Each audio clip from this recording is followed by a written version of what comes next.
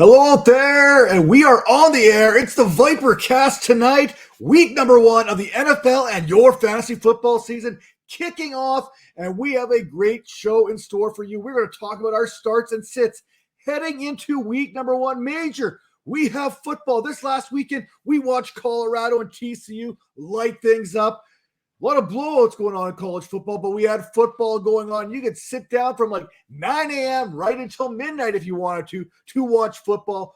It's not just the Canadian football, which I've been enjoying north of the border here, but I mean, we've got everything going on. And this week, this is the last Thursday. This is the last Sunday without football until February. So let's get ready to enjoy it. Wife, I've already handed in my notice, my 2 weeks notice, and all my household chores are now put on hold. Yeah. Every Sunday, Thursday, Monday, the odd Saturday. I mean, woo! Are we ready for this major? Are we ready to rock? I feel like it took forever to get here, but now I feel like it's a little too soon. I feel like I've been doing too much stuff with my regular life, but it's football. Like it helps us slow down. We could take a second, relax, take some time for ourselves. We got to do the healthy stuff. We got to do the meditation. And I think football is meditation for a lot of us. Well, I don't know about you, but every week when I come on this show, this is my meditation. This is my venting. This is my outlet. This is everything because for some reason I have now found myself coaching a football team, coaching 2 hockey teams, trying to put out some content there over at Fantasy Points, putting out some content over on Rotoballer, and still making sure that you, myself, and Tara, who's going to be joining us here a little bit later to talk about those starts and sits, this is the favorite day of the week for me right here when we can all get together and talk shop. And that means we got to talk about what's going on around the National Football League, fresh off the presses, so to speak. The biggest news probably today coming out is Travis Kelce. He is now uncertain heading into Thursday Night Football's matchup against the Detroit Lions. Now the Chiefs are already playing the victim card out there, saying that we're understaffed. We're talking about a Detroit Lions team that was like 28th in defense. Basically, they have one wide receiver. The other one is out too busy betting on who knows what right now. Is this a big loss for the Kansas City Chiefs heading into the week 1 opener? Or is this something that they can kind of maybe overcome, so to speak? I mean, this is a big game here. This is what all eyes, Thursday Night Football, Patrick Mahomes, Travis Kelce. That's what we were expecting. Are the Chiefs good enough to overcome this? I think so. Whenever you have Mahomes, like you got to start there, and then they actually have a running game now. And if they get Chandler Jones all situated, I don't know what's going on with that too much, but they need to get him situated so they can get that defense together, and I think they'll be all right. But don't sleep on the Lions, man. That's a lot of weapons on that offense to make up for the deficiencies on defense. So I'll stick with them for now, and I think it's actually maybe a good thing because now you can see these young receivers they have. They let them get some shine, so they're not using Kelce as a crutch as they usually do. So it may be good to let those kids get some some confidence while he's out or whatnot. So I think they'll be all right. Well, you kind of alluded to the big missing player there in the middle of that Chiefs interior defense. So what's a bigger loss for the Chiefs? Is it Chris Jones or is it Travis Kelce? Man, that is a fantastic question. I didn't think it was going to be that difficult, but I'm going to go with Chandler Jones. I think he's the anchor of that defense. And I think, Kansas City, we all know they could put up points, but it felt like the league kind of caught up to them a little bit when it came to, the scoring thing. So I think they're going to have to stop some people. Without Chandler Jones, I think that's going to be way more difficult than I think they could find ways to scheme some stuff. And what's the young Noah Gray or Gray Noah? What's his name? He's Noah all Gray. right. Yeah, he's okay. He'll catch a few balls and be all right. I tend to agree with you here. We know that this Chiefs offense is going to be good. We also know that the Detroit Lions offense is going to be good, even though they're missing some pieces themselves. We want to talk about this Detroit Lions team. We're going to get into our Thursday night preview a little bit later on this show. So I'm going to leave a little bit of meat on the bone here. But I tend to agree with you that Chris Jones is the biggest loss here in this game for the Kansas City Chiefs. Now, I want to turn our attention to elsewhere because injuries This has been a bad offseason as far as injuries go, like every single offseason. I mean, we need to cancel preseason altogether and just get into the regular season. And I look at a couple of these hamstring injuries. Are Cooper Kupp and Jerry Jeudy both hamstrung heading into this season? I mean, we already know that Cooper Kupp is already going to Minnesota, talking with the Minnesota Vikings team doctor there, who happens to be a specialist. Anytime you go to see a specialist, that cannot be good news for your status in week number 1, week number 2. Let's talk about Cooper Kupp. If you haven't done your draft, which I don't know why you haven't or have not going into, we're only a couple days out from the start of the regular season. I have one coming. You trust Cooper Kupp, not only for week number 1, but can you trust Cooper Kupp for the 2023 season? Like you said, if you're going to see a specialist, if you're flying, LA, we have everything here. So I'm pretty sure this is like the second, the second person he's seeing. So the second opinion. So like usually that's a bad thing. The first doctor you probably seen told him that is a lot worse than what they think it is. So they went to find this guy. So, yeah, man, I'm going to like wait on Cooper. Because I feel like even when he is healthy, I think that offense is going through a transition right now, and it's going to be ugly out here in LA for a bit. So maybe he could rack up some points and stuff, but I think teams are going to have to like bracket him and triple cover and do all that stuff. So I think they're going to try to make the Rams beat them in other ways. So I think Cooper Kupp to me is not. He may fall out the top 10, top 15. He may not, he may not be that guy we think he is this year. I've got him out of my rankings for week number 1. I don't think he's going to play. And we kind of talked about this when we were looking at redraft here. People are asking me, hey, what are you doing with Cooper Kupp? I got him still as a top 12 wide receiver. That's a significant drop off though, because I had him as my wide receiver 3 entering the season. So I've got him. We know what Cooper Kupp is capable of doing when he's playing. He was one of the top 2 wide receivers on a points per game basis. Even though he missed 5-6 games last season, he was still a top 30 wide receiver. So you're not dropping him too far down the rankings despite this news. But I mean, you're taking guys like Chris Olave, you're taking guys like Garrett Wilson above Cooper Kupp right now if you haven't drafted yet. And of course, heading into week 1, week number 2, we don't know how it's going to look like. But another wide receiver who's dealing with a hamstring injury himself is Jerry Jeudy. And this one, I think, is even more significant than perhaps the Cooper Kupp injury, because we are led to believe that this is a grade 2 hamstring injury, which means it is going to linger pretty much all season long unless he gets a good 4-5 weeks rest heading into that. And if he gets 4 or 5 weeks rest, is this a guy that you really want on your roster? I would say yes, but the way you made it sound, you did a pretty good build up there. I'm going to say no. I really have a good reason. The reason is that you did a good job of selling it. I think you were selling a no, right? I'm selling whatever you're buying. Let's be honest. I'm gonna throw it back at you. What do you think? It sounded like I heard that you were trying to lean towards a no. Listen, I've been out on Jerry Jeudy pretty much since I heard the news. Hamstring injury. We know that Jerry Jeudy has missed some time. We also know that Jerry Jeudy, when he's on the field, he is a good wide receiver. And we were talking about him as a breakout heading into the season, maybe a borderline wide receiver 1 who had that potential to be that guy that you're grabbing later on in drafts that could be your wide receiver 1 each and every single week. But I don't think we can believe that right now. We knew Sean Payton was coming in. He was going to probably fix this offense. Russ could have been possibly back in the kitchen cooking like he was in Seattle. But it all comes down to Jerry Jeudy and what he is able to do. And with that hamstring being the way it is, I don't think we can trust it. And I have trust issues because fantasy football. I'll say, how many years has it been with this hamstring thing? Like, it's been lingering for a while now, right? I mean, I don't know if Jerry Jeudy's been specific to the hamstring injury, but soft tissue is soft tissue. Right. And they continue to add on. You don't really heal fully from a soft tissue injury. I mean, these guys probably do because they're getting the best medicine, the best doctors imaginable. I've still got soft tissue injury.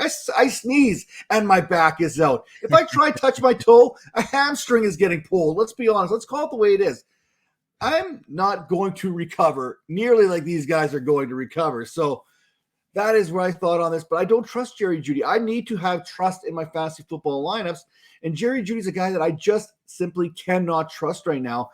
I think he's going to be out for a significant amount of time there, and I think it's going to be one of those things you're always dreading each and every week. One misstep here, one misstep there. Is he going to be in my lineup the week after, or is he going to be missing 2 to 3 weeks? So for Jerry Jeudy in my lineup, I am out altogether. Just week one or for the season? I'm out altogether. I don't want any part of Jerry Jeudy. He's not quite Kadarius Toney for me or Juju Smith-Schuster. By the way, did you love that report about Juju Smith-Schuster? I still don't even know. Is he out? Is he in? Like that was so gray. That was like the most gray I ever heard of an injury. That's the most gray area. But leave it to New England to be the provocateurs of the pump fake.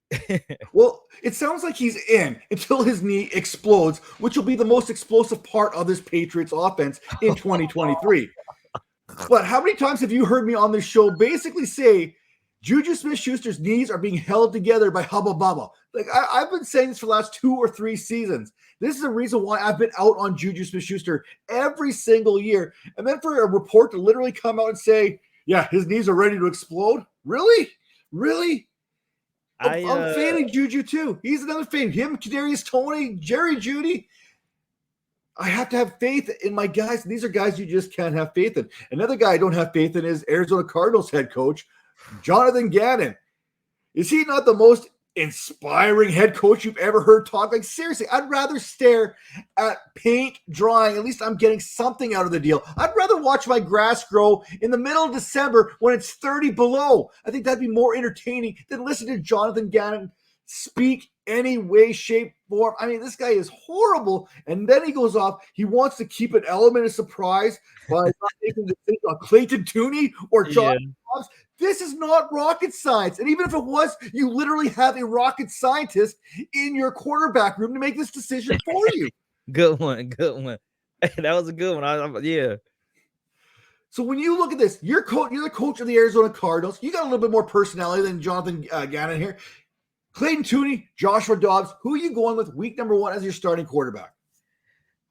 It doesn't matter. Like, his job is to lose and to lose ugly, to make it the worst season ever. His interviews are going to be whack. The team's going to be whack. They are going to get Caleb, and then they're going to try to get young Harrison. Like, they're going to try to pull the twofer, and I think they have a really good shot of doing it. They just have to lose, and I think he's not going to be there next year. He's just like having a good time right now. This is playtime. This is exactly what Chris Carter was talking about when he was talking to the rookies. Always have a fall guy. The Arizona Cardinals, they have their fall guy moving. I mean, we've seen this happen a few times here. Some head coaches. Houston Texans really come to mind the last couple seasons where they've always had a fall guy each and every year and replace that head coach. But here, I'm going to put this out there, hypothetical, because we know the Los Angeles Rams are division rivals of the Arizona Cardinals. We know that ownership, they're shady as you know what. Absolutely. Would it surprise you in a hypothetical world that the owner of a Los Angeles franchise located in Southern California, which happens to be the campus of one Caleb Williams, especially the way that players are now allowed to earn money, would it surprise you if the owner kind of gave us a few little extra bucks here, maybe to an NIT here to kind of give to Caleb Williams, say, hey, you know what? Screw the Cardinals. Stay in school one more year. And you want to be in LA. This is where you're at. He's already a god out here. He has billboards all over the place. Why not just take that to the NFL and be the man? So I'm with you 100% on that. I'm talking like Caleb Williams may very well be making more money in college than he would in the NFL. That is so true. That's really true. And if another owner goes, you know what, Arizona, you think you're being smart by tanking? We are going to find a way to circumvent this whole college paying players situation, and we're going to find a way to pay Caleb Williams not to enter the NFL draft in 2024.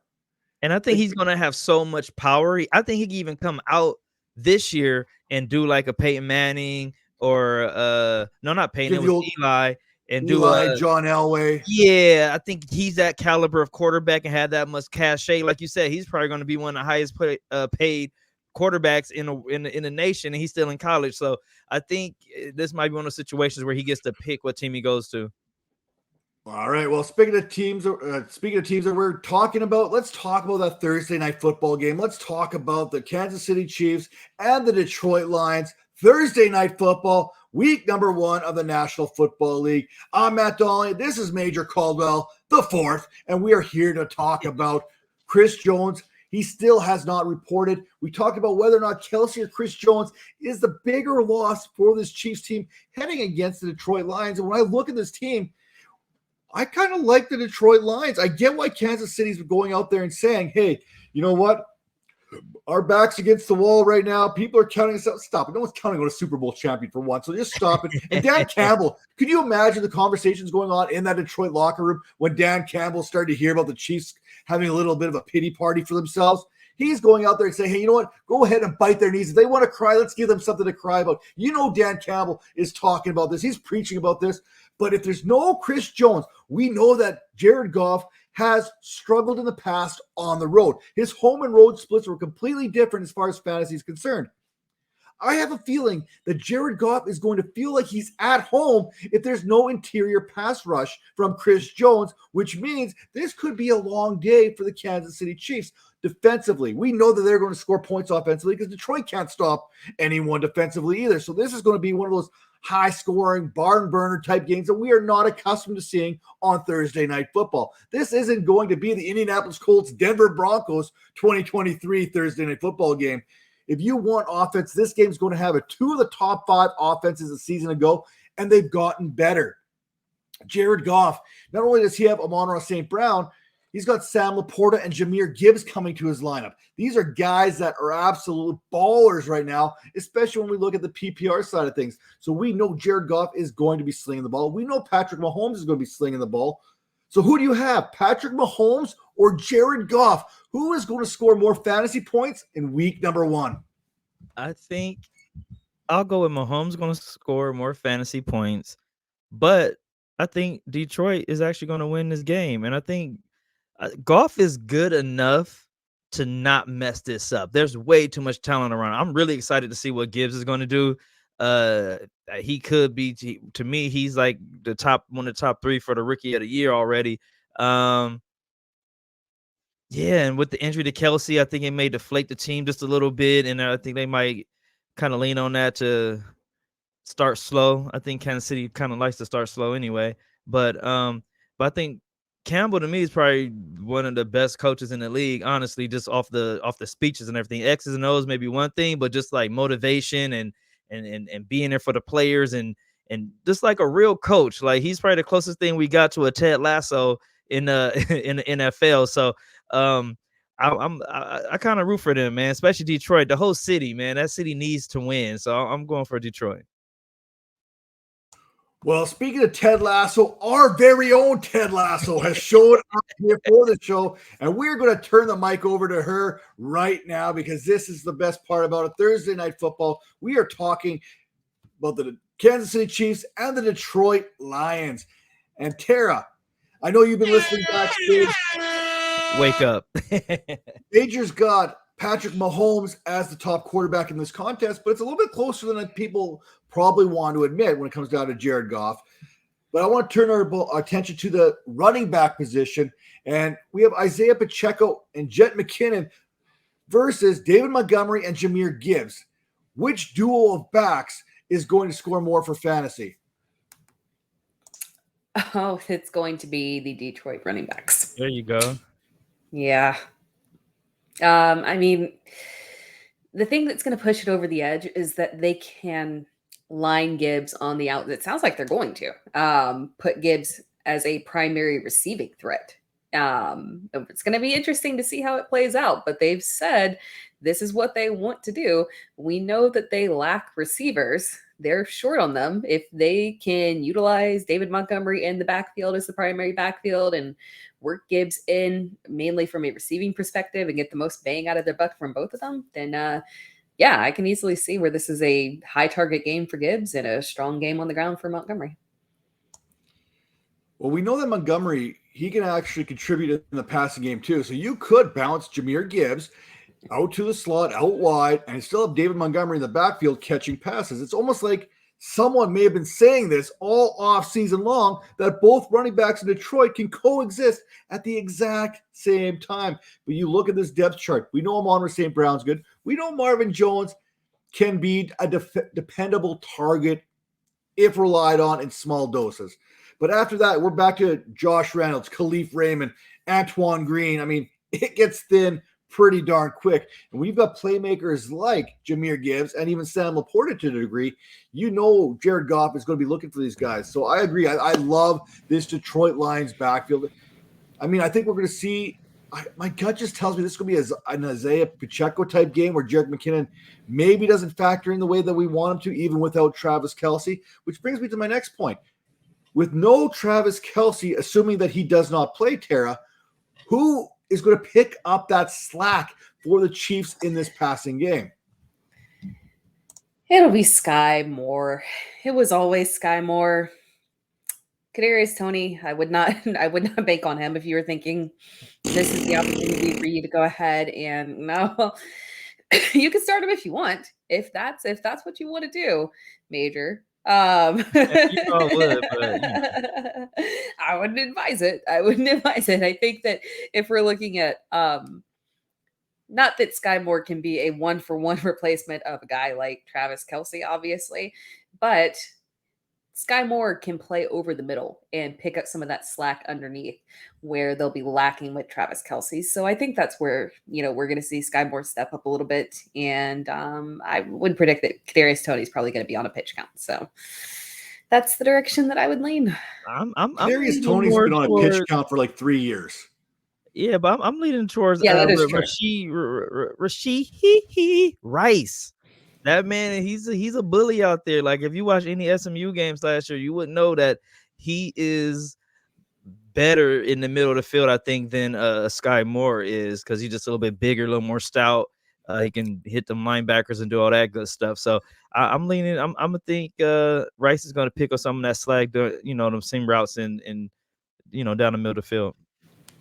I don't disagree with you that he will be a factor, but I don't know the level to which he'll be a factor in I think he could be a factor in week 1, not to the level that Sky Moore could be. So yeah, let me specify.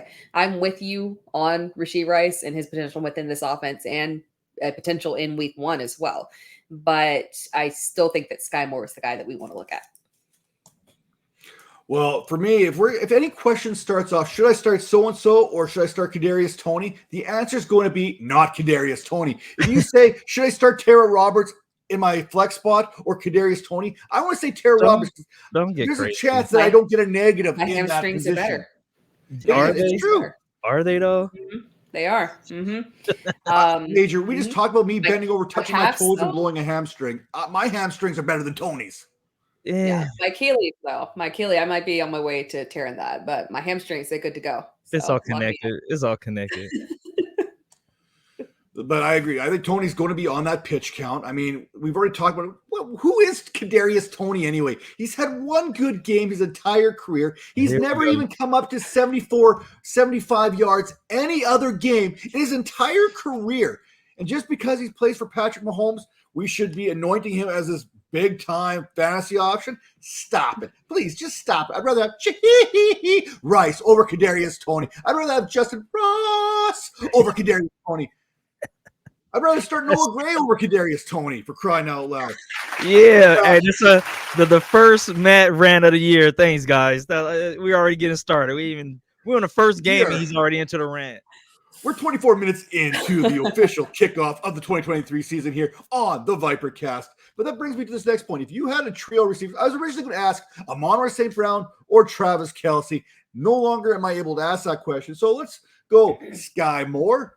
Let's go Rashee Rice. Let's go Justin Ross. Or would you rather have Marvin Jones, Josh Reynolds, and Khalif Raymond? What trio is going to be more productive? If you had to play the DFS for this game on Thursday Night Football, which wide receivers outside of Amon-Ra St. Brown, because everyone's going to put him in their lineup, which one of these guys outside of, well, let's go the guys outside of Sky Moore here, really, who are you trusting in your lineup?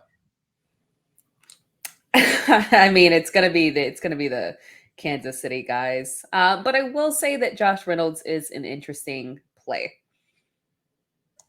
Well, it When is a he's healthy, when he's been healthy case. previously Yeah. for Detroit, he's done well. I think he's a solid wide receiver too for Detroit if he can stay healthy, and he's healthy in this game. So hey, there you go.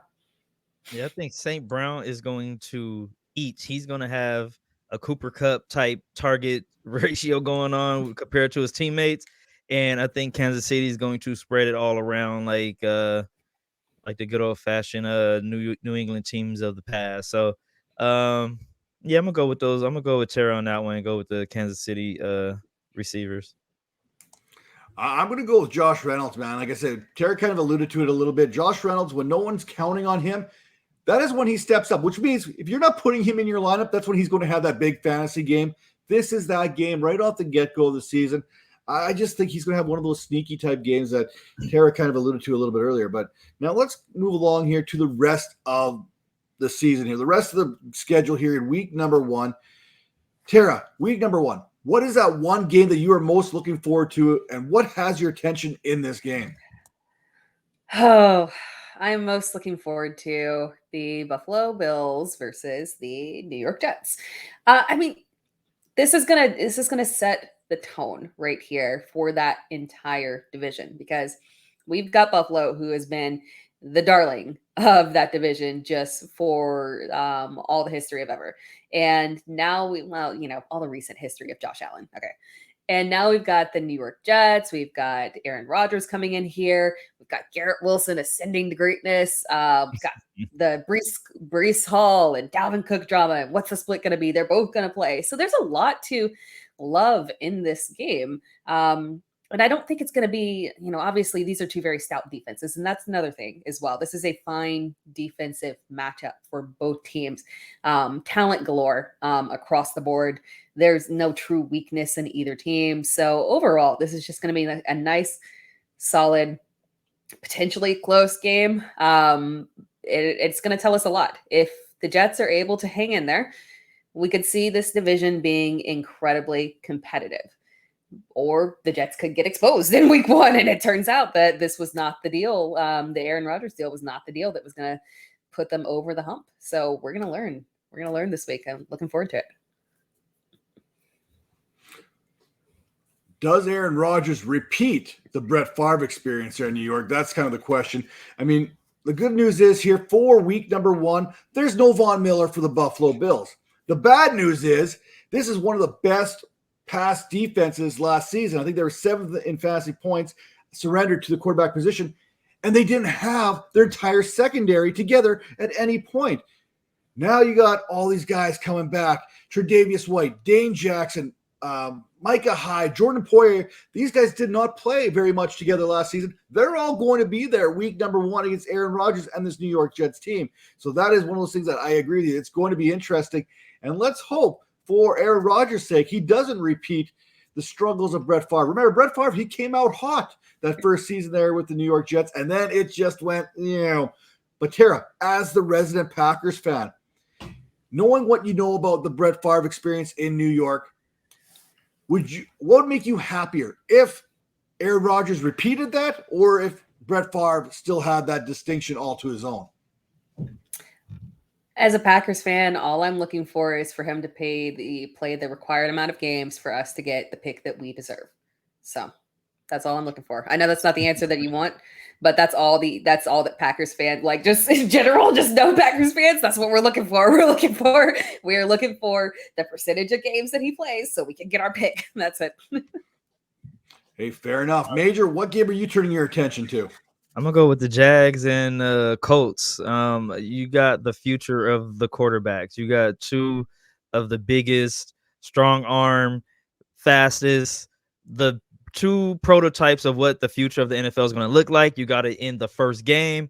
It's kind of messed up that Richardson is going to go into the game without his best player, but that's just going to leave more room for him to run. So I think in this game you could possibly have Trevor Lawrence leading the league week 1, QB1, yardage, all that good stuff. And then you can have Richardson number one in rushing. I think he may outrush a lot of the running backs this week because he's going to have to run. So, yeah, I think it's going to be a really interesting game to watch. It'll be a really good quarterback battle to see what the NFL is going to look like in the future. All we've talked about all offseason is how raw Anthony Richardson is and what he can actually be in the NFL. Well, now we get to see what it's going to look like. We get a good look at that. Is it going to be Justin Fields? Is it going to be Jalen Hurts? Is it going to be Lamar Jackson? What exactly can we expect from Anthony Richardson? And for me, I'm turning my attention to Los Angeles because this Miami Dolphins at the Chargers game, it is promising to be a blowout, which means it's probably going to be an absolute dud. Let's call it the way it is, just because I'm so excited about it. But how can this not be an explosive game? We know certain things when we talk about our starts and sits that are going to factor into this whole equation here, but you've got two of the best quarterbacks in the game when healthy. No one can argue that. You've got wide receivers all over the place: Mike Williams, Keenan Allen, Tyreek Hill, Jalen Waddle. You've got Austin Eckler there in the running game. I mean, there is offense all over the place and not a whole heck of a lot of defense going on here because we know that the Chargers are not good at stopping the run. We know that the Dolphins struggle from time to time in stopping the pass. And Jalen Ramsey, he kind of got hurt and he's not going to be in this game. He was the guy that was brought in to stop the pass. So this game, for me, has the highest point total that I see going down in week number one. I think both these teams are going to be well over 30 points. This is going to be a 60-plus point type game. And if you're looking for fantasy, this is a game you want to hammer away on DFS. I want everyone in this game in my DFS lineup. It's that simple right now. Anyone who can play in here, I mean anyone, just put anyone from running backs to wide receivers to quarterbacks, maybe even tight ends. I don't know. It depends how freaky I want to get. I want them all in my lineup this week in this contest, which leads us to our bold prediction. Tara, what is your bold prediction for week number one? Justin Herbert overall. Oh, that's bold. Of the week. I mean, I don't know if Major's being sarcastic because his is literally no different. There's one. Don't start. It's too early. We haven't even got a game yet. We haven't even got a game in yet. You're already hating. So let's just focus. We all know. I'm just saying, people just a hard time about my picks, my bold pick, but your bold pick was. I can see what his bold pick is, and I gotta tell you, it ain't no different than mine. I mean, literally, from the hair all the way to the offensive performance, it's the same thing. Oh man! But like Matt, like you were saying, I mean. Yeah, this game, it sets up incredible. And I've taken just a stupid amount of Justin Herbert this year. If there was a best ball draft, I'm pretty sure Justin Herbert was on my roster. And like, I don't know, a good 60% of them. Love that man. It's Justin Herbert bounce back season. Keenan Allen is going to have a fantastic game. You got Mike Williams as well. This is just such a beautiful spot for both of these teams. And I think it's going to be a fantastic battle between Justin Herbert and Tua, and Justin Herbert's going to win. So what's the bigger battle? What's more exciting? Is it the Justin Herbert versus Tua Tagovailoa battle, or is it the Justin Herbert versus the Trevor Lawrence bold prediction battle? Major, what's your bold prediction for week number one? I'm going to say Trevor Lawrence is going to lead all quarterbacks in yards week one on his way to an MVP season. Like how she's talking about Justin Herbert, I do have Justin Herbert on a few of my teams, but Trevor Lawrence is on every team. The man is poised. Everyone was like calling him a bust and all this other stuff like on the fantasy world. He's going to put up crazy numbers this year. So I'm going with Trev. He's my guy all year. Let's go. Well, I might as well stick with the quarterback position here because I'm going to say that Aaron Rodgers and the New York Jets, they get shut out against the Buffalo Bills. That's right. Ooh. Hey, I get it. Aaron Rodgers and Garrett Wilson, they are going to be a great combination. This is going to remind a lot of people of Devontae Adams and Aaron Rodgers in New York, mostly because the volume is going to be there, right? We know these two are going to connect. They've looked good all training camp. But this is a different team this year, the Buffalo Bills, on the back end than they were last season. We've got a good pass rush, a good solid linebacker play there. This Jets defense has always been good. Their strength, though, has been on the back end. You got Sauce Gardner, you got DJ Reed, you got Michael Carter. They can come at you with a plethora. Yeah, that's right. Plethora. That was on my word calendar today of corners and defensive backs.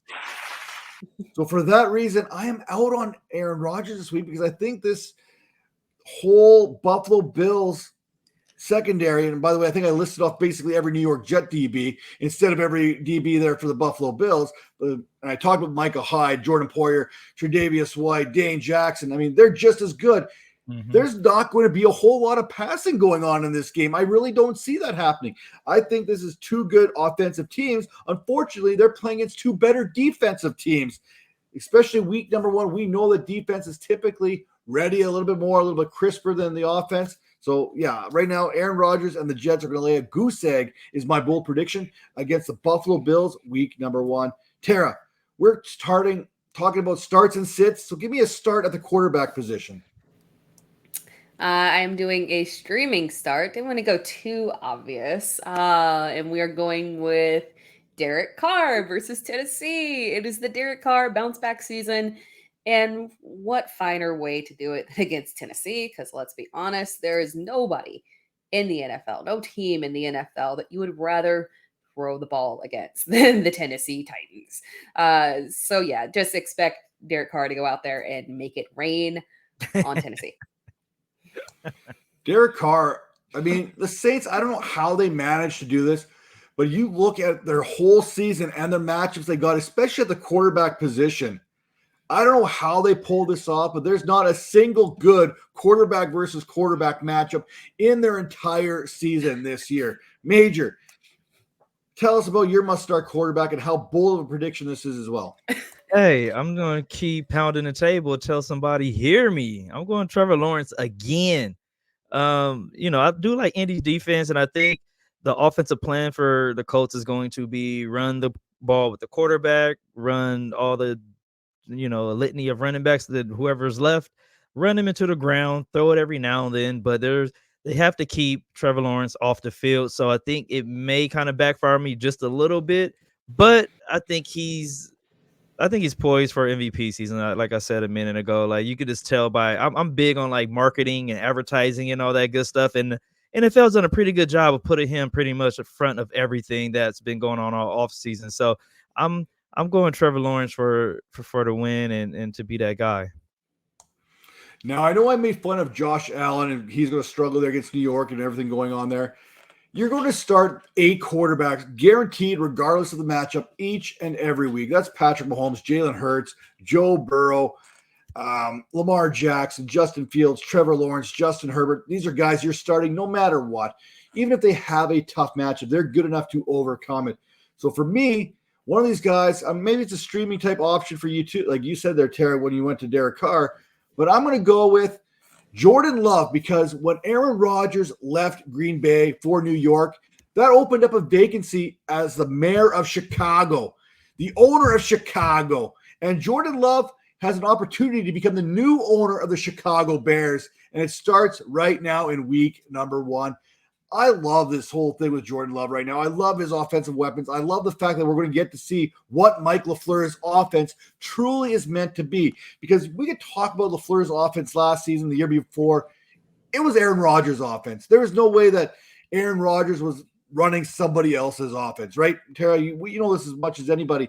But now we get to see how Love fits into that Mike LaFleur system. We know that this system can be successful. We've also seen Jordan Love. I think he averages like 9.3 yards per attempt passing. And the thing I love about all this is all his weapons, they can flat out fly. Jaden Reed, 4.3 40. Christian Watson, 4.3 40. Romeo Dobbs, 4.3 840. Luke Musgrave is like 265 pounds, 6'7". He runs like a 4.6 40. You get him on a linebacker. We watched what he could do at Oregon State. He made DBs look silly pulling away from them. This is a fast Packers team. And let's not forget, they've got a good run game there with Aaron Jones and A.J. Dillon as well. So I really like the fact that Jordan Love has an opportunity to go against one of the weaker pass defenses from a season ago. And yes, the Bears made some additions, but those additions were the focal point of stopping the run, not stopping the pass. So fire up Jordan Love in week number 1. Tara, who are you sitting? I am sitting Kenny Pickett versus San Francisco. No offense to you, Kenny Pickett. It's just that San Francisco is a pretty tough matchup. I think this will be a close battle. You might see an interception or two. So this is not a knock to him at all. This is just a going down the list of players that you would want to sit. There's a lot of people in good matchups. Even guys like Russell Wilson have good matchups. So you just got to keep on scrolling down until you finally get to someone.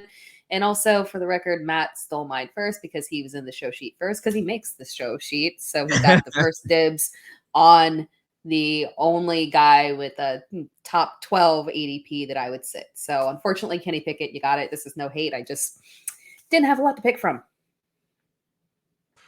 Major, what about you? You got any hate for your guy here? Because this I remember you talking about this guy all offseason. This is my guy. I just really like this Carolina's defense, man. So I'm gonna sit what's his name? Des Ritter. He has a pretty good secondary he's going against, man. You got Xavier Woods out there, you got Dante Jackson, you got Von Bell. I really like Von Bell. I think he's one of those underrated guys. Linebackers too.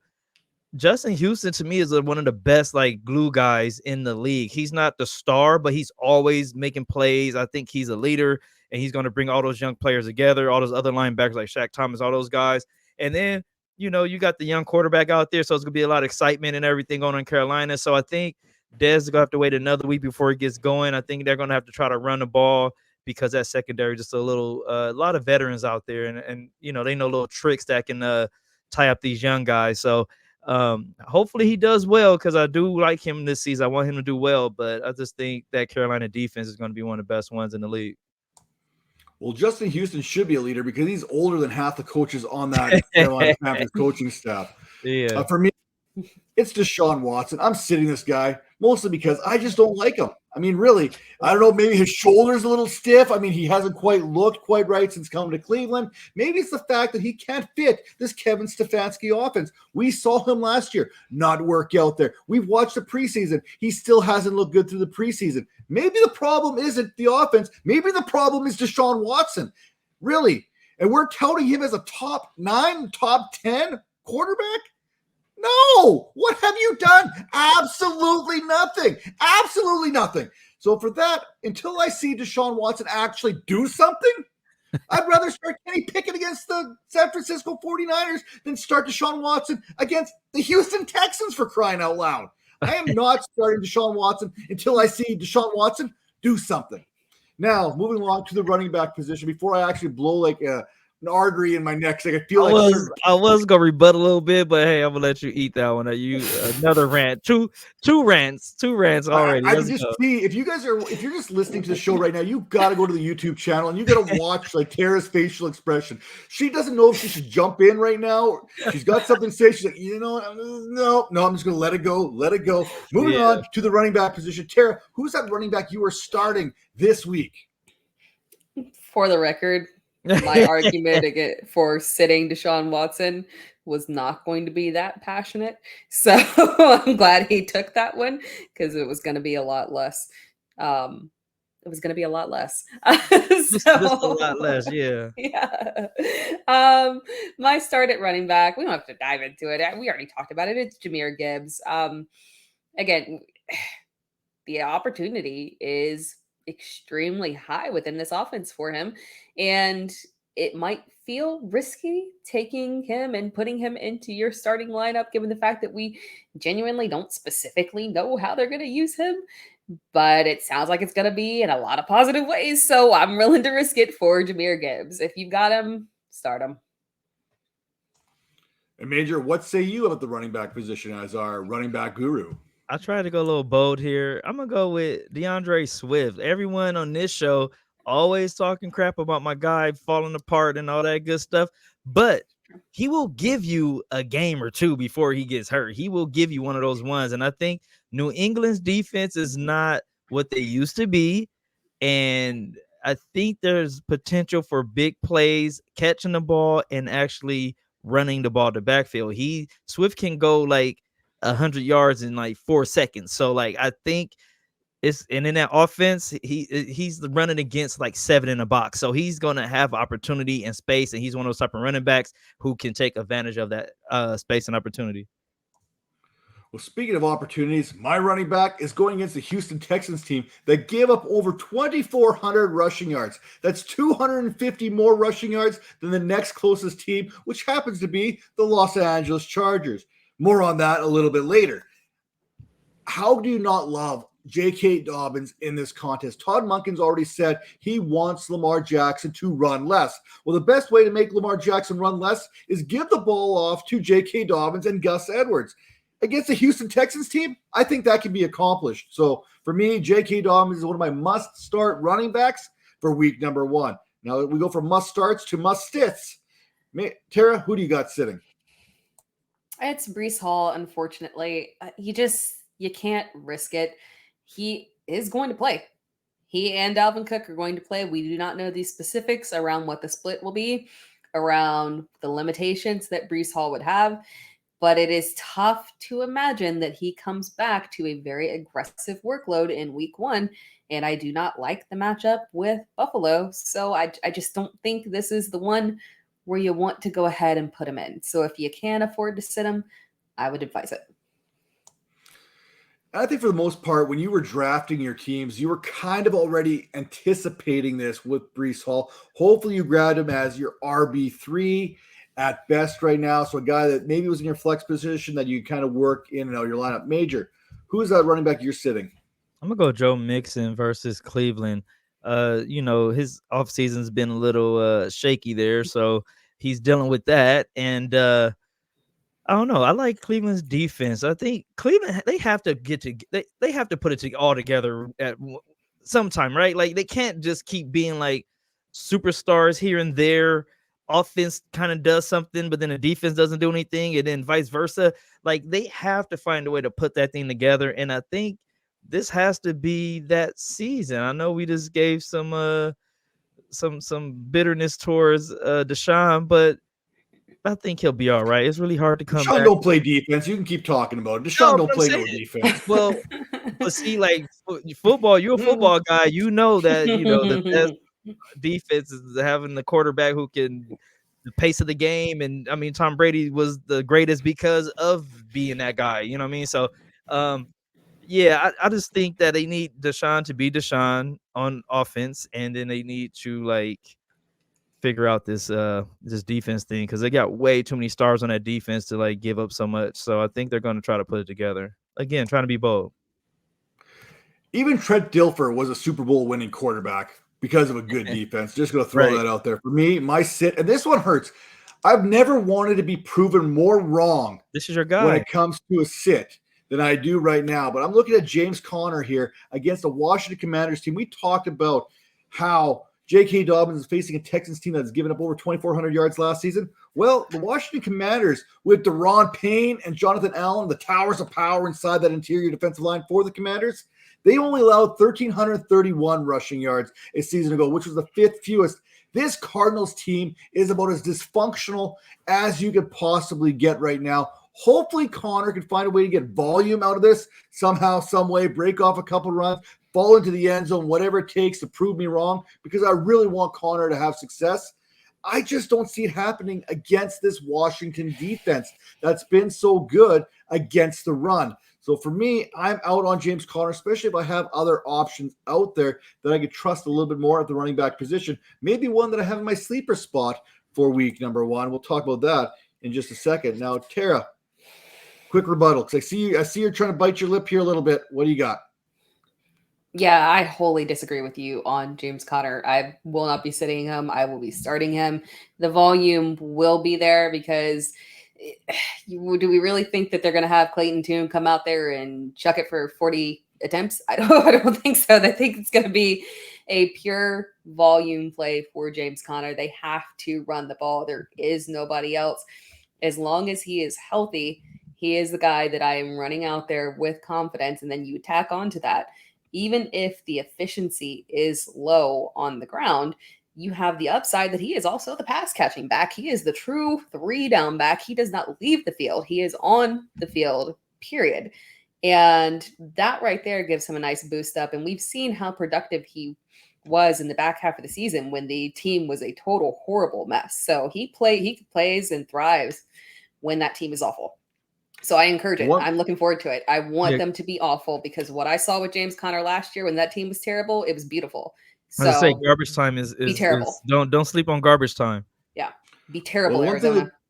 one thing that Tara's alluding to is without Kyler Murray, James Conner was averaging like 24 and a half fantasy points per game on the back end. The only problem I have with that is Washington's defense is legit, and they were one of the best defenses against opposing running backs a season ago, and not much has changed on that end of things. Now, when we talk about starts and sits at the wide receiver position, who do you got, Tara? Jahan Dotson. I think, did you guys touch on the Terry? I don't know, but Terry McLaurin injury, we don't know yes or no if the turf toe is going to hold him out in week 1. Regardless, I still love Jahan Dotson, but if Terry McLaurin is sits or is limited in any capacity, we know how turf toe goes. You know, you get out there, you test it out, things don't go right, bothers you a little bit. This just seems like a really good spot for Jahan Dotson. So I'm very much so in on having him in your starting lineup this week. And Major, over to you for your wide receiver start. Yeah, I'm gonna go DJ Moore here. I think this whole experiment is going to be the equivalent to the Philadelphia experience, equivalent to the Buffalo Bill experience, where you insert a receiver to help out a quarterback, and DJ Moore is one of those guys where you can throw him a 5-yard slant or a hitch and he can turn into a 30-yard, 40-yard, even a touchdown. So I think it's going to be very explosive for him. I think they're going to like pepper him with targets. So I think, yeah, it's going to be a lot of targets towards his way. They're going to get Fields throwing the ball a little bit more than he was, previous year. He was just pretty much damn near running back. But I think they're going to throw the ball this year. They looked pretty good in the preseason. And, DJ Moore and Fields seem to have a connection already. And as the other receivers are just good enough to like keep the double teams off of Moore. So I think it's going to be an opportunity there for him to eat. Well, speaking of double teams, I'm talking about the double team combination there in Seattle of Tyler Lockett and DK Metcalf. I really don't care which one you want to start. You're starting both these guys. The Los Angeles Rams surrendered over 32 fantasy points on a per game basis to the wide receiver position, and that was with Jalen Ramsey. Jalen Ramsey isn't there. There's no one to stop the pass. It's going to be an absolute smorgasbord for these pass catchers and Geno Smith on Sunday. I love this right now. Tyler Lockett's so underappreciated. Let's put some damn respect on the man's name. Can we do that? Can we do that this season? Put some respect on a wide receiver that's been like wide receiver 16 since 2018. Come on, man. Tara, who are you sitting? I'm sitting Gabe Davis. No offense to Gabe Davis. I like Gabe Davis post-hype sleeper. But against, Matt touched on it when he listed out the secondary of both the teams in Buffalo and the Jets. This ain't the matchup, unfortunately. I know some people might say, oh, well, Sauce will be on Diggs. Okay, well, the rest of the secondary is absolutely disgusting too. So I just don't think this is the matchup right here where we're going to see Gabe Davis go off. Maybe if he does, man, that's a fantastic sign, but I don't think this is going to be it, unfortunately. So it is Gabe Davis that I am sitting. Major, over to you. I'm going to go with one of your guys, man. I got to go with Devontae Adams. And it's not really even his fault. Like, who's playing quarterback? Like, do we even know yet? Is it been, like, I don't know. But there's always something going on there. Wait, go what? Who, what, when, where, why? Anyone on that roster is not good. So say it. We cannot disrespect please. Jimmy Garoppolo. Oh, I mean, on, look, man. you can't disrespect Jimmy Garoppolo. I'm not even talking from a playing perspective. I mean, he's beautiful. You got to say his name. So respect him. We know he's the starter. Most yards per completion in the National Football League, Major. Okay, so let's not do the statty stuff. Let's do the actual football, and we know what he's going to do. He's going to not throw at the best corner in the game. Pat Jr. is not. He's going to follow Adams. He's going to take that challenge, follow Adams all over the field, and Jimmy is going to dink and dunk all day long to May. Wasn't Mike Myers, Mike Mayer, whatever his name is. Your guy, who's the guy? That guy. But the running backs is gonna be one of those. He's not gonna throw the ball down the field to Adams, and Adams probably gonna get some short stuff. But yeah, Pat is no joke. Patty Jr. is no joke. Well, I think if you ask Davante Adams what he thought about Patrick Surtain last season, he probably would say he's not quite ready to be at the elite level He yet. was a kid. It's like what his third year now. Like this is when guys grow up a little bit. My son said that today. It's true. It's my third year now. I'm a man. So major. Game 1. Here we go. 9 catches, 101 yards against Patrick Surtain. Game 2 last year, 7 catches, 141 yards against Patrick Surtain. Jimmy, as far as I'm concerned, Jimmy Garoppolo and Derek Carr, it's basically a lateral move. No, don't do that to Carr. Don't disrespect Carr. Oh, I will do it. I will say it because I just did. That.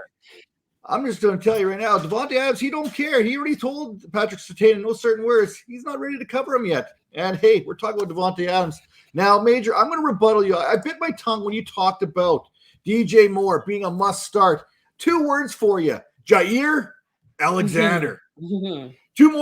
4 more words. Justin Jefferson, fantasy playoffs. Yeah. We can't. I don't need to say it. Yeah, I counted. I got 4 words there, Terry. You don't have to count me. You don't have to fact check me on my counting. I got this. Where are we at? No, I caught myself. That's why I said 2 words and 4 words. I can do the math. I didn't even write that down. That's how good that was. Now, Terry, let's talk about some tight end starts. Who do you got?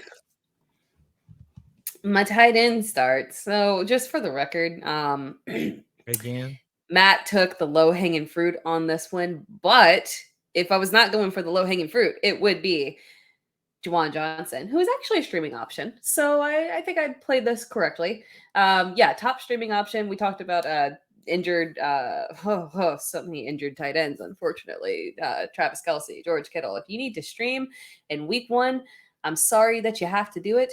But if you gotta, Juwan Johnson is a guy that can work out for you. He's definitely one of those guys that could be a potential tight end when the season's all said and done. I mean, we know that Derek Carr loves tight ends. 65 receptions last season. I don't know if he hits the 90 mark, but I think he's going to be targeted plenty in 2023. Major, who do you got? I'm going to go with Kyle Pitts, man. Like, we have to, this is one of those players you have to say it every week until it happens and then say, like, I told you guys, because it has to happen. The dude is just, like, on another level when it comes to the physicality and all that good stuff. And, again, like I said, I think Dez is going to be a little bit better this season. They're going to throw the ball a little bit more. You know, they had, Mariota in there last year, and he couldn't throw the ball 1 yard. So, I think we're going to get that in there, man. So, Kyle Pitts is finally going to give us that 100 yards, 1 TD, 2 TD game. Like, he's going to be all right. All right, so you're sitting Desmond Ridder, you're starting Kyle Pitts, and you're starting the Carolina Panthers defense. Okay, yeah. For me, my must start. Terry kind of talked about it. Jared, don't be laughing all hard. Don't be doing that. Did you plan that out, Matt, or did you just? He looked at it earlier. But listen. So Ridder is going to have a lot of turnovers and all that good stuff. He's a young quarterback. Like I said, a lot of experience in that secondary. So he's going to mess up his points that way. Kyle Pitts is still going to be able to score, going to be able to get yards. Carolina's defense is going to get money because they are going to get interceptions and turnovers and whatnot. So don't try to play me, dude. Don't put me in a corner. You know what I mean? Hey, no one puts baby in a corner. You started this. You brought Davante Adams into this. Now I'm bringing in Gerald Everett because we're talking about a Dolphins team that allowed the 6th most fantasy points to tight ends last season. 13.5 fantasy points per game. They also gave the 4th most touchdowns, 10 of them to the position. We talked about this game going to be an explosive game. I just mentioned Juwan Johnson is a sleeper to be a tight end 12, a tight end 1 when it's all said and done. So is Gerald Everett. If you missed out on some of these big guys, if you're looking for someone to fill the role of Travis Kelce, Juwan Johnson and Gerald Everett are both great options that are probably either got as your tight end 2 or possibly even on the waiver wire right now. You can go grab right now and put into your lineup right off the get-go. Now, Tara, who is that one tight end you're sitting? I mean, there's probably about 40 of them, but who's that one that you're targeting? Oh, there's not that many of them. I mean, come on. But it's Dalton Kincaid. I would not advise it. Now, if your draft strategy should not have been to draft Dalton Kincaid alone. So as long as you didn't draft him alone, you should have drafted him with a buddy that was around, like 14 to 16 range, that could be very stable, dependable guy like a Tyler Higbee that you can place in there while we figure out if Dalton Kincaid is going to be extremely productive early on in the season. I don't know if this is the game that you want to go and take that plunge, so just be careful. Start your alternative here. Major, over to you. I'm gonna go with Sam Laporta. Like, rookie tight ends, when you think they're supposed to be like the thing and you all excited and you get all happy and you put all your money on it, they always kind of poop the bed a little bit for you. So I'm going to, because it works out for him to have a game. Like, he's one of the, it's like St. Brown and him for the most part. So he should have a game, but I just think rookie tight ends are going to rookie tight end. And I'm going to look at a veteran tight end here, and I'm going to say George Kittle is a sit for me. Now, Brock Purdy, we don't know what that shoulder, elbow is right now. Maybe some windows that were a little bit larger or a little bit smaller right now. I mean, we don't know what kind of velocity he's going to have on that throw. We also know that George Kittle is also dealing with his own little bit of a groin strain that could limit him a little bit. And let's not forget about the biggest portion of this whole thing. There's a dude on the other side of that Pittsburgh Steelers contest named TJ Watt. George Kittle is a capable blocker. He's going to have to be inside blocking to help protect his quarterback in this contest. We're talking about a quarterback that literally got sacked in the NFC Championship game, blew out his elbow. There's no chance that the 49ers don't max protect him with TJ Watt on the field. So George Kittle, he's going to be asked to do a little bit more protecting, a little less pass catching in this contest this week. And for that, I'm out on George Kittle too, because I just don't see him being involved in this passing game enough to make him a top 12 fantasy option right now. So for that, I am out. Now, talk about sleepers. Tara, who you got as a sleeper here in week number 1? I've got an actual sleeper. It is Marvin. I'm sorry, guys. This is like. Can we get past week 1 first before we start all the slanderous talk? We cannot. No, we cannot. If I'm gonna have to be filming at 10 p.m. my time, y'all are getting Tara after dark. It's different than Tara at 3 p.m. in the afternoon. And that's why we like this. That's why we appreciate you on this show. Yes. Marvin Mims is my sleeper of the week. Again, we don't definitively know about Jerry Jeudy, but it does not sound like Jerry Jeudy is going to be playing in this week. And Marvin Mims has the talent to immediately step in and produce. And we've seen, Cortland Sutton be a little shaky in the past, not really achieving his true potential.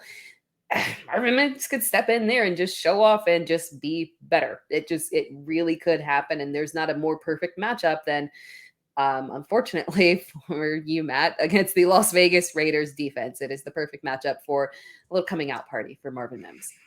Yeah, the Raiders were like a bottom 5 pass defense a season ago when it came to yielding points to wide receivers in fantasy. And I think Marvin Mims is actually the perfect complement to a Cortland Sutton if Sean Payton has this offensive line fixed. If it has Russell Wilson and that deep ball fixed, Marvin Mims is that guy that can definitely exploit the seams, which is a problem the Raiders are going to have. Now, Major, who's your sleeper in week number 1? It's for 2 reasons. One, I just wanted to do this. I had to clear my throat. Dre Stevenson! We got to get one in before the season start. But the only reason I did pick him too, because it's a sleeper. You're not supposed to pick any running back against Philadelphia. Philadelphia defense is one of those 1, 2, 3 top defense in the league. You always pick opposite of them. But Ramondre is just a different kind of dude. He's going to be shedding people off. He's going to be walking into the end zone. He's going to have one of his games. And I think they went and got some receivers a little bit. So maybe McCorkle can get some of those players out the box. So he's not running against a 12-man front anymore. Maybe he can run against maybe an 8-man front or something, 9-man or something. Let's get some guys out the box, and you'll see my guy Ramondre do work. So yeah, I know you guys want to laugh, but I picked him because Philadelphia defense is so good. Well, when Major talks about boxes, there's one empty box, and that's the Los Angeles Chargers box right there. We talked about the Houston Texans being bad against the run. The Chargers are almost as bad, and that is saying something right there. And they did absolutely nothing to address this unless you count a 31-year-old Eric Kendricks as the answer to whatever ails their problems. By the way, it's not. So for that reason, Raheem Mostert is a must start in week number 1. See what I did there? Yes, Major, you don't even have time to hit the buzzer. Now, look at this. We look at all the numbers here. We know the Chargers are horrible against it. They got tore up against the run. They gave up 14 touchdowns to running backs. They gave up something like 2,164 yards. Yeah, I'm okay starting Raheem Mostert because the Chargers, they're going to have their hands full dealing with Jalen Waddle and Tyreek Hill, that they're not even going to pay attention to what Raheem Mostert's doing. Plus, you probably won't be able to start Raheem Mostert much more than week number 1, so you might as well get him in your lineup while you can. With that all being said, make sure you are checking us out every single place you could imagine. I mean, Major's out there taking care of business. Tara, where isn't she right now? Hit the Twitter machine there. Fantasy Pros, Fantasy Alarm, Fantasy whatever, anything with the word fantasy and football related, Tara is there. That's why she's a rising star in the industry. And of course, make sure you catch each and every episode of the Dynasty Vipers Vipercast right here on the Vipers Network. And if you're looking for a must-start quarterback, make sure you grab yourself a top 12 or top 8 quarterback. And if you're looking for a sleeper, you might as well grab a top 8 running back while you're at it. With that all being said, we'll see you next week.